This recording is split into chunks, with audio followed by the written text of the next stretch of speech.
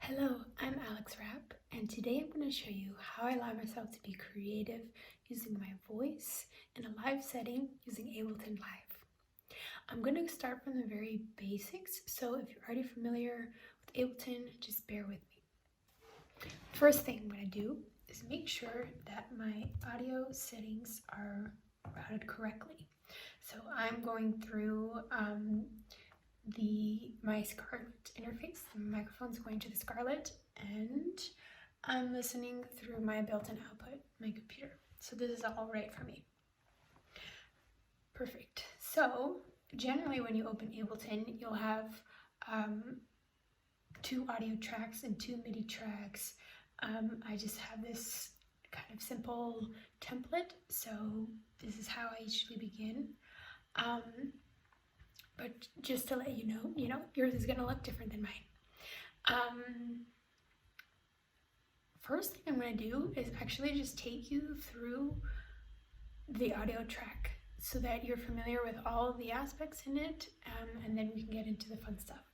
So, top to bottom, this is the track title bar, and I am going to rename this by pressing Command R.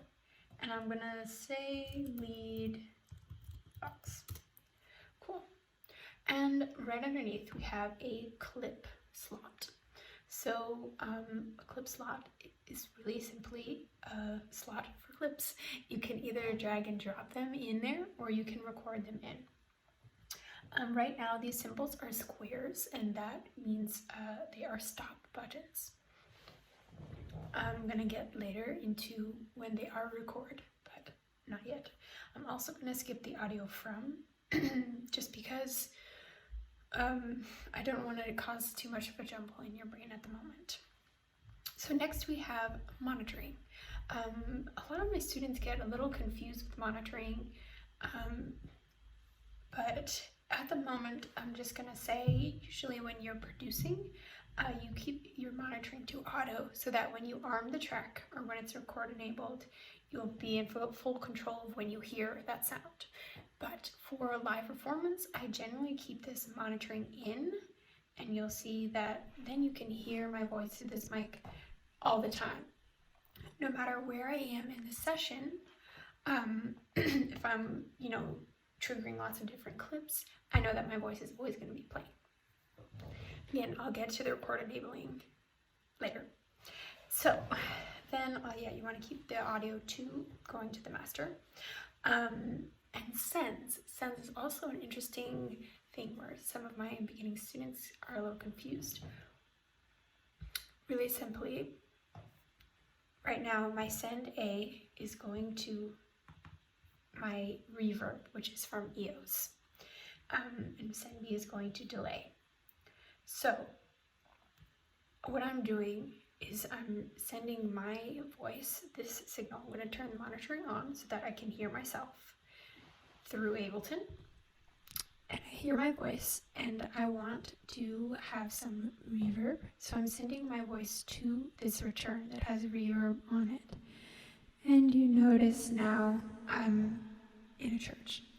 There is a difference between sending your voice to reverb to a return and having it directly on the track. And let me show you what that sounds like. So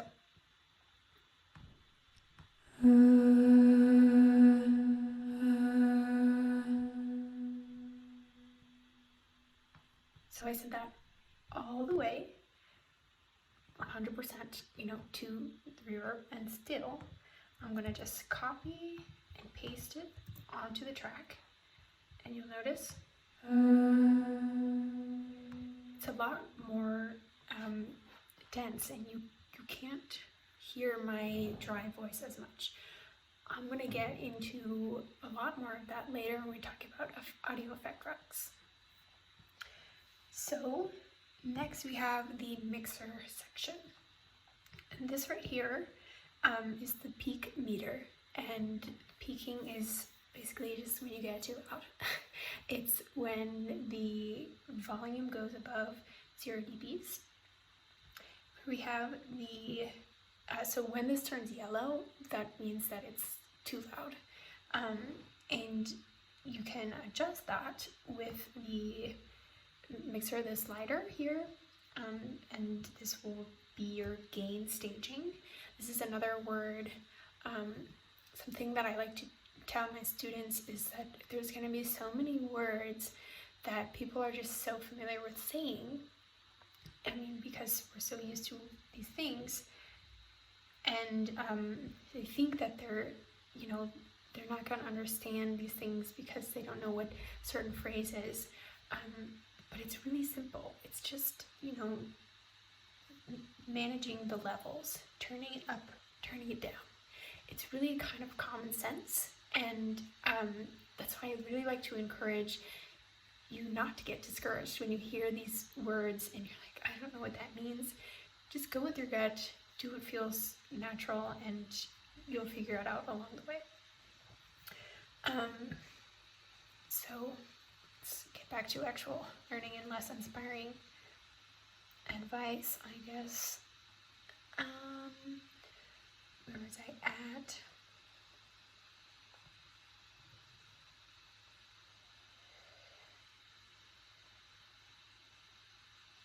Okay, so then we have the panning button.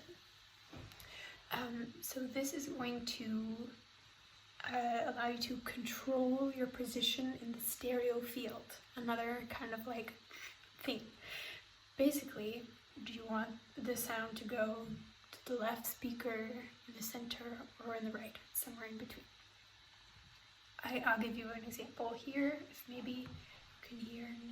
Oh, I still have the reverb. Just hey, hey, hey, hey. Cool. I just deleted that from the reverb from my track, so I don't need that anymore. And then I'm gonna go into here, and this is called the track activator. Basically the on and off button. If you want to hear the track, keep it yellow. If you don't want to hear it, click once and it'll turn gray. Solo button, you're only going to hear that track. And then finally, the arm recording button. So you notice now that I can hear myself and I'm in auto. This really, for some reason, trips up a lot of my students. But also you notice that when this is red, when the track is armed, this button will turn red, and those squares that we saw earlier are circles. Those circles are going to allow you to record into those clip slots. Let me just show you really quickly.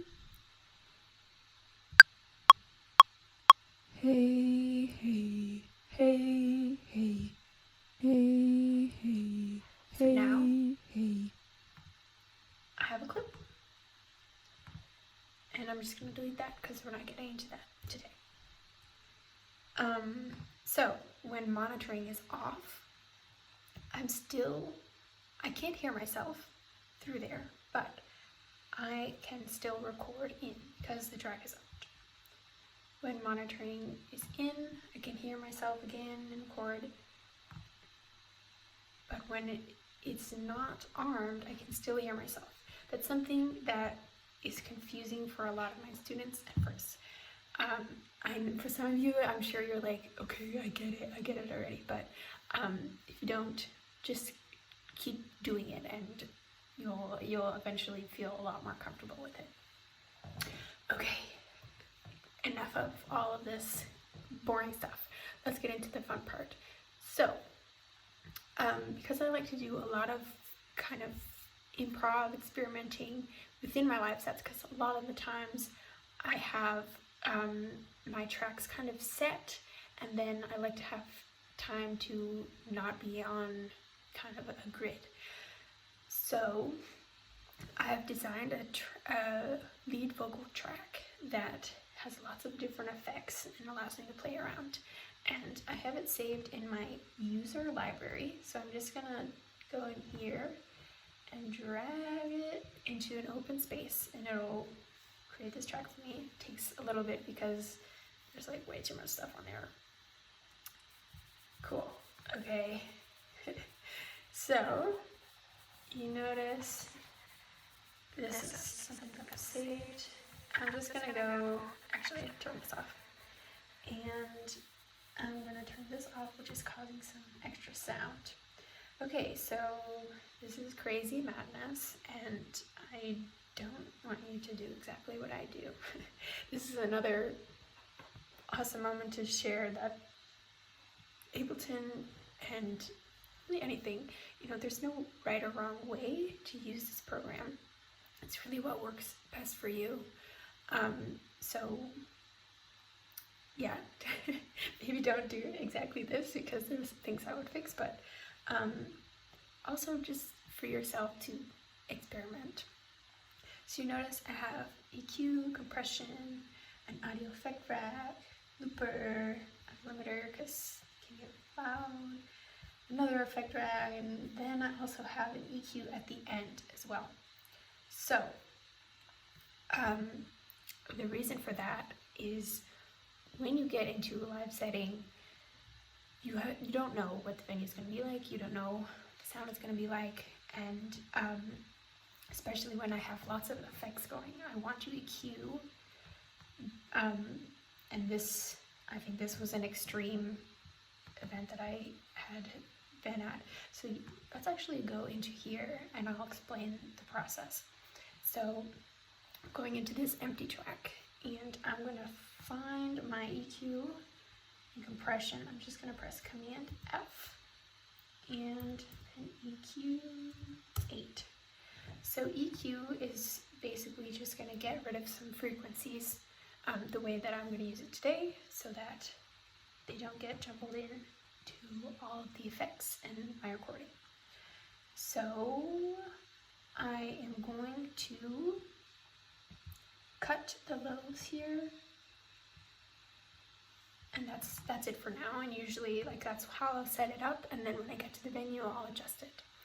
And compression, I'm just gonna use the generic compressor, and I'm gonna use this button here, which allows me to switch out like its set thing for a preset. So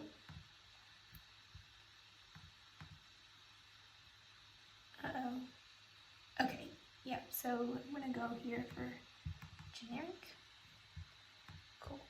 And then I'm gonna go just into the stock audio, stock Ableton audio effects, and so that, you know, everyone can maybe follow along and you can see things that you have in here already.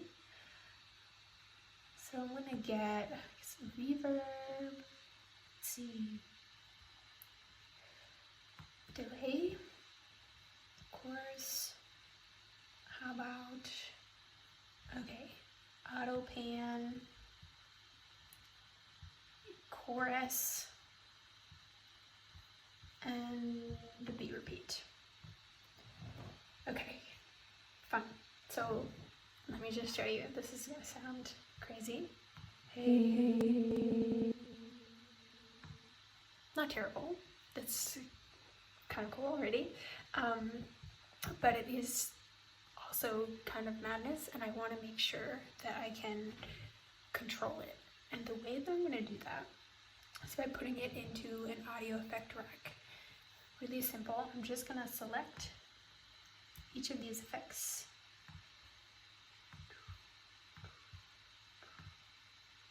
And put them in a group by pressing Command G. And before I get into any more, currently this is in a chain, and I'm not sure that I explained signal flow. No, so let's just cut to that really quickly. So currently, signal flow is another one of those words that, at least for me at the beginning, was like, I think I know what that means, but maybe not. It's really just kind of making a map of where sound is going. And right now, I have sound coming from me out into my microphone. My microphone is going into my interface, the interface is going into the computer. And now I'm going to just turn this off, and I'm going to monitor in so that I hear my voice is going through this track, and then from there, my voice, the sound is going through the EQ, and then the compressor, and then it's going to go through this audio effect rack. And it's going to go through all of those effects in the order that they are placed. So it really does matter where you place things because it'll affect it. Like if I put the delay before the reverb, it'll change the sound. Okay, alright, so let's look at this audio effect rack. We've got quite a few buttons on the side here. And I'm going to look at this one in the middle with the 3 dots and the 3 lines. So we see we have one chain. And do you remember earlier when I was showing you the sends, I said that, you know, when you send it to the return, that you have more of the dry signal, and that's something that I want to also have here. And this is one area where I haven't figured out how to do this, and I don't think it's the right way, but I want to make a new chain without any effects. And the only way that I found to do that is to like add one into here and then delete it, because I can't seem to make a new thing without it. If someone knows, please let me know. So I'm just gonna write here dry. That's my dry vocal. And I'm gonna show you the difference now.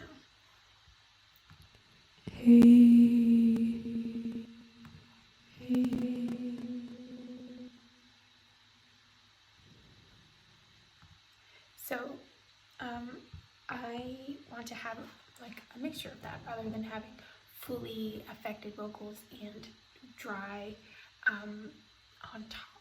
That's kind of what it sounds like now. I'm just gonna mix it a little bit.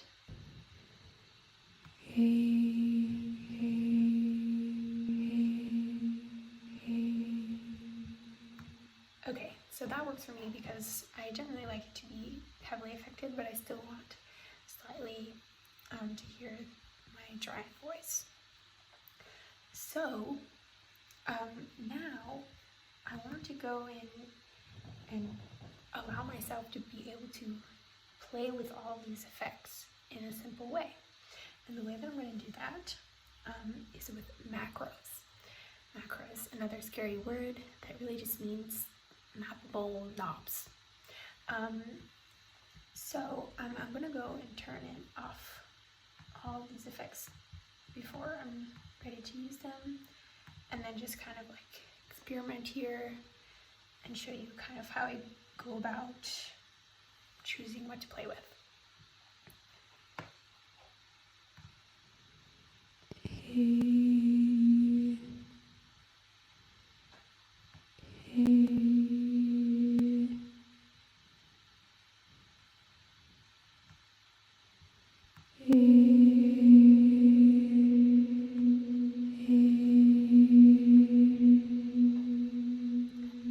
Okay, so that's what I want to map. I want to map the dry wet. So I'm going to go here in this button above the chains for the macros. And in order to map it, I'm just going to press this map here. I'm going to select everything that will turn green that's able to be mapped. I'm pressing dry wet here, and then I'm pressing map on macro 1. Excellent. So now those two are connected. When I move this,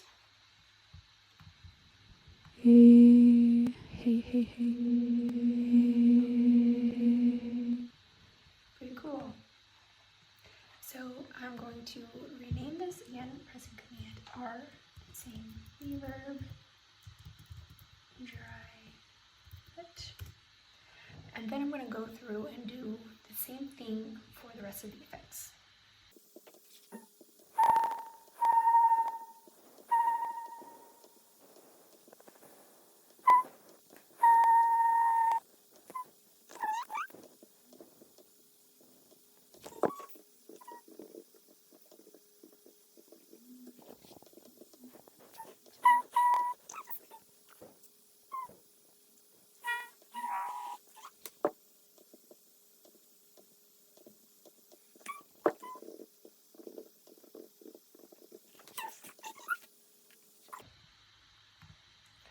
So something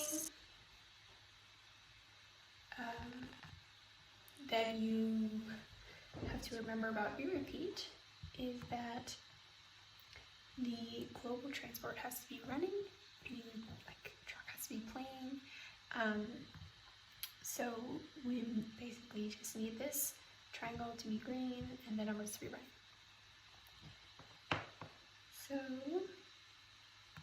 hey.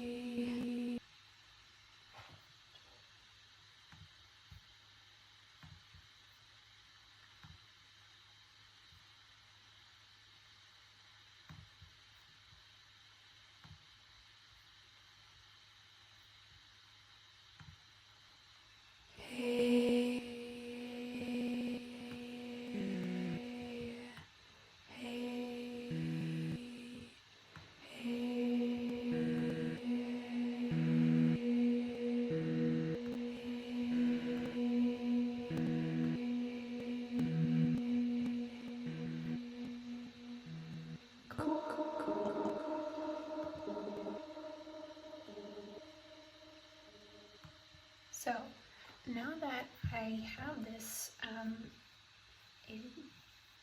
to kind of play around in an easier way, I'm going to connect my MIDI controller. So I'm going to use this Akai MK Mini, which a lot of people I think have, and we've got 8 macros and 8 knobs. So MIDI mapping is really simple. All you have to do is press this MIDI in the right hand corner button. Everything that is mappable, again, it's on purple. But then I'm going to go here and press on it, and then all I have to do is twist the knob, and you'll see a number pop up, and that'll mean that it's connected.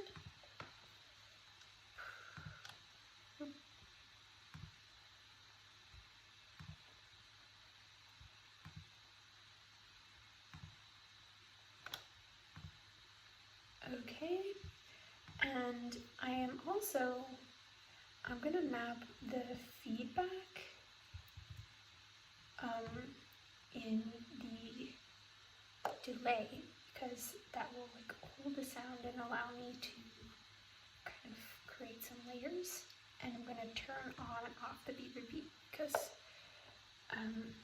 there's no way to like have a dry wet signal. Awesome. So I think now I'm just gonna do like a little improv and show you how you can kind of just be creative. All right, here we go.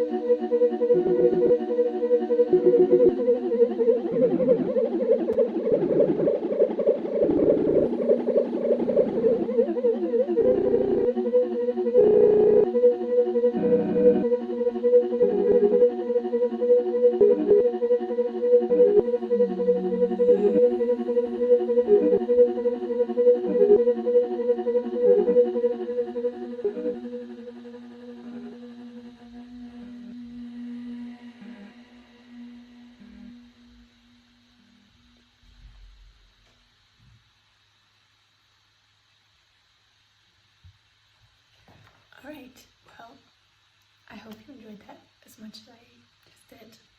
And I hope that you experiment, play around, and make mistakes, and let me know if you have any questions.